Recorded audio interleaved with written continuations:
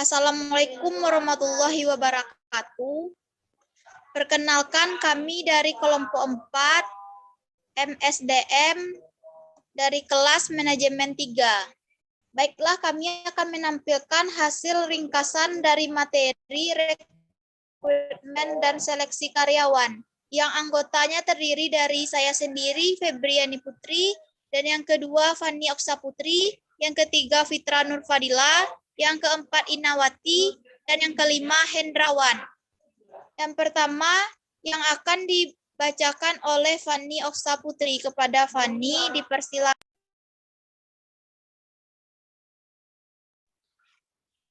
Baiklah, saya akan menjelaskan tentang rekrutmen dan seleksi karyawan.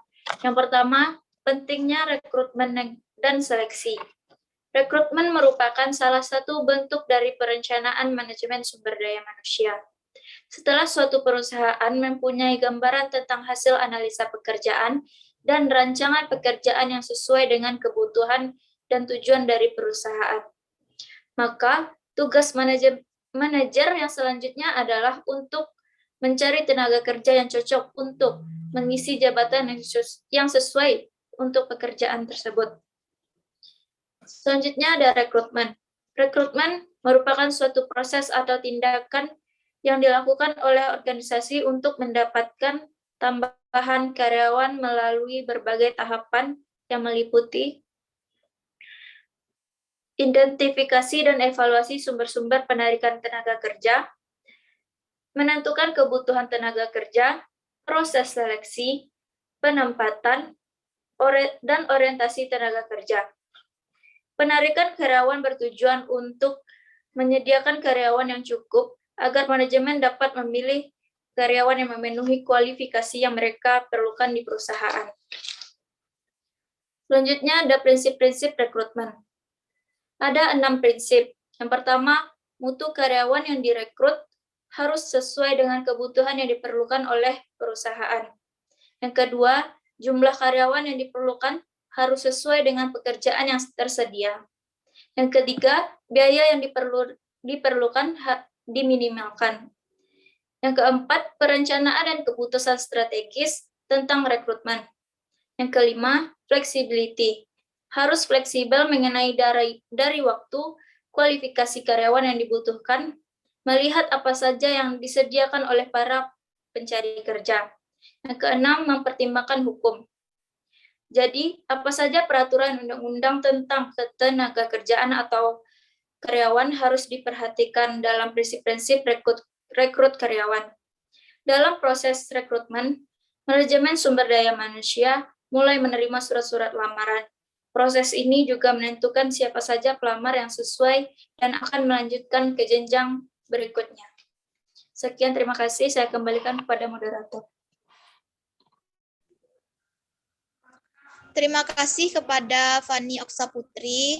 Selanjutnya, saya akan membacakan alternatif tindakan selain rekrutmen. Untuk melaksanakan rekrutmen perlu pertimbangan berbagai alternatif tindakan sebagai berikut. Yang pertama, alih daya atau outsourcing, menggunakan jasa eksternal yang menjalankan pekerjaan yang sebelumnya dikerjakan secara internal. Yang kedua, ada karyawan tidak tetap, karyawan paruh waktu atau karyawan sementara. Organisasi pemberi kerja profesional, perusahaan yang menyewakan karyawan kepada perusahaan-perusahaan lainnya. Kerja lembur atau overtime, alternatif untuk mengatasi fluktuasi jangka pendek dan beban kerja. Perusahaan bisa menghindari biaya-biaya rekrutmen, seleksi, dan pelatihan, sedangkan para karyawan memperoleh peningkatan pendapatan selama periode kerja lembur. Proses rekrutmen ada 2, yang pertama eksternal dan internal. Perencanaan sumber daya manusia atau pola dan kerangka. Proses orang-orang yang direkrut yaitu pencari kerja. Sumber dan metode rekrutmen internal. Yang pertama sumber internal. Ada promosi atau kenaikan posisi jabatan. Ada transfer yaitu perpindahan posisi jabatan kerja. Yang ketiga ada penarikan kembali, yaitu karyawan baru yang direkrut kembali. Metode internal. Yang pertama, pengumuman lowongan jabatan atau job posting. Persediaan bakat atau talent inventory.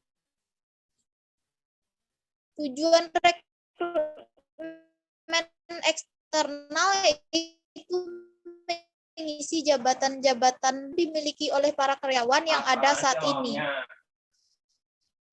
Memperoleh para karyawan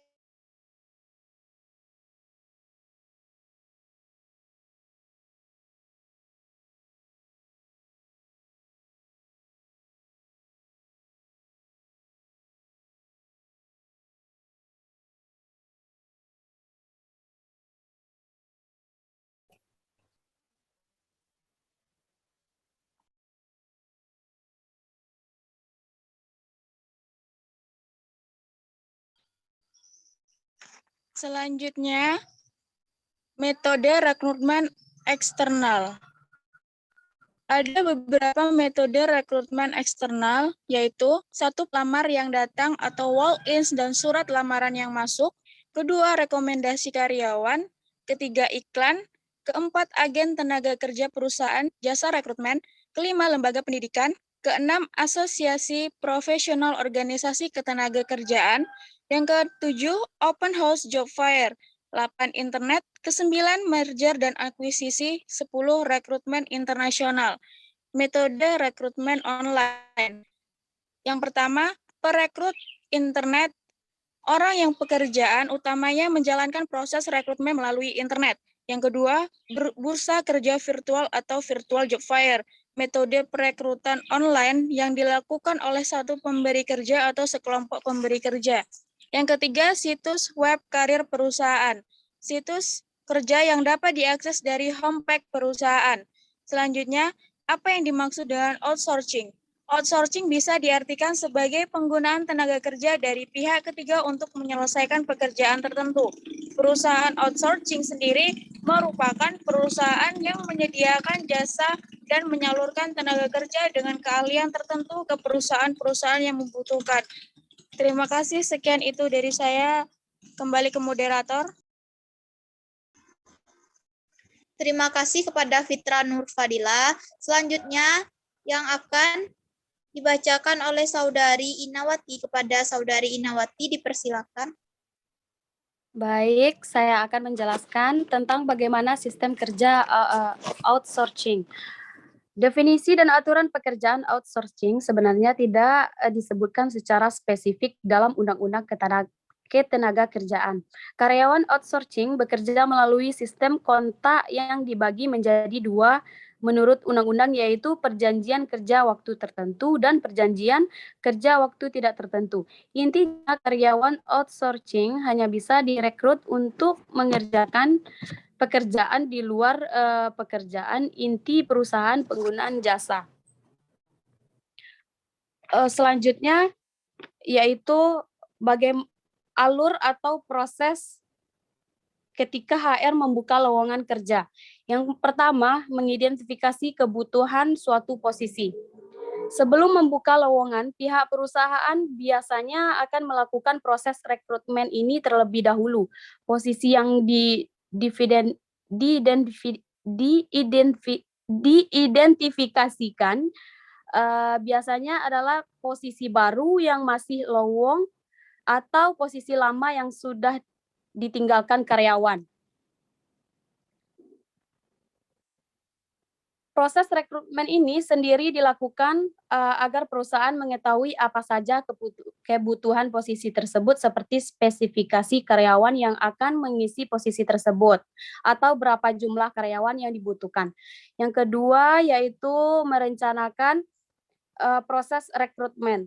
Langkah ini dilakukan setelah perusahaan selesai melakukan langkah sebelumnya. Perencanaan proses rekrutmen sendiri mencakup berbagai hal, yaitu bagaimana dan lewat apa lowongan dipublikasikan, siapa saja yang akan meninjau keseluruhan proses rekrutmen, siapa saja yang akan dilibatkan dalam proses wawancara kandidat.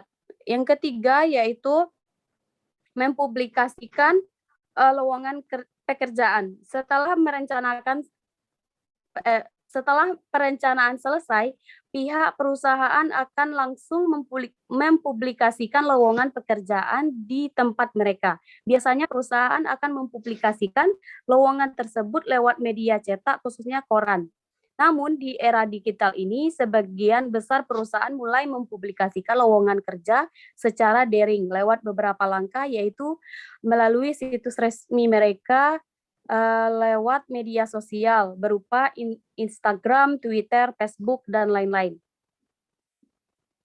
Yang keempat yaitu meninjau lamaran yang telah masuk.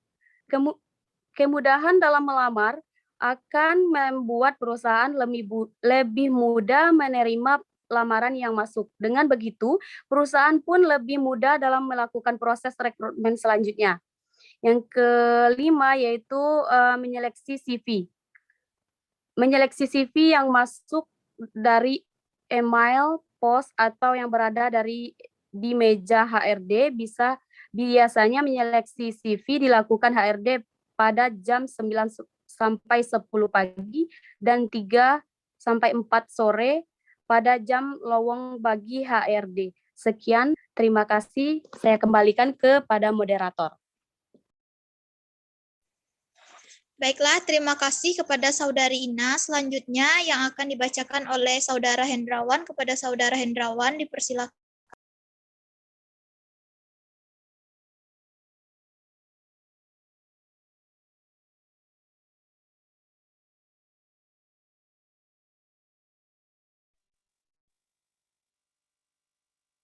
Baiklah, di sini saya akan menjelaskan tentang alur ke-6 sampai 5 karakter karyawan.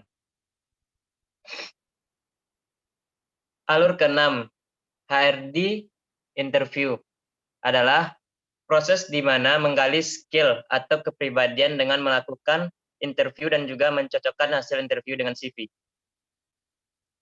Alur ke-7, user interview. Tahap di mana proses interview dilakukan user yang akan menggunakan kamu ketika bekerja. User akan melihat kecocokan dari diri kamu dan dia. Alur 8, psikotes, terbagi menjadi 2, yaitu psikotes seleksi. Adalah dilakukan di awal ketika screening sudah dilakukan. Kedua, psikotes profiling, proses setelah interview kepribadian secara utuh, mencocokkan hasil interview dengan gambaran kepribadian melalui psikotes seperti semangat dalam bekerja dan lain-lain. Alur 9, 10, 11, penawaran gaji, MCU, menandatangani kontrak kerja, offering salary, konvensional dan modern. Konvensional, dipanggil dan membicarakan gaji 4 mata. Modern, via telepon, email sesuai yang ditawarkan perusahaan. MCU, tes kesehatan. Ada 2 jenis.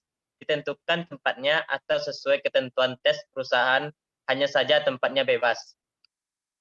Signing your contract, proses penandatanganan kontrak kerja dan aturan-aturan serta hak tanggung jawab karyawan menggunakan materai.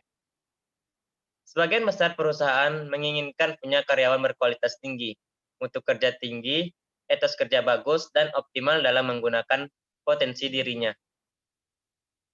5 karakter karyawan yang harus Anda rekrut.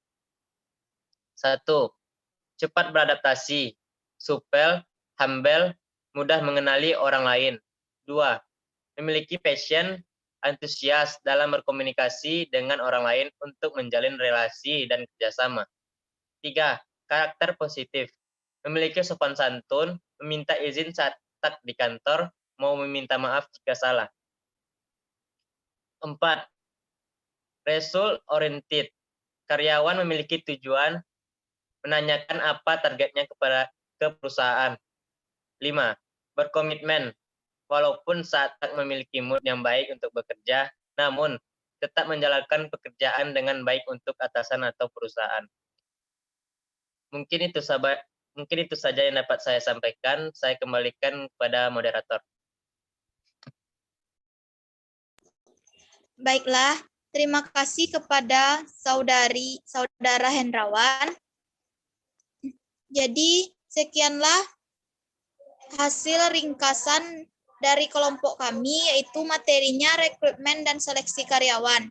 Jika ada kesalahan kata, kami mohon maaf. Kami akhiri dengan Assalamualaikum warahmatullahi wabarakatuh.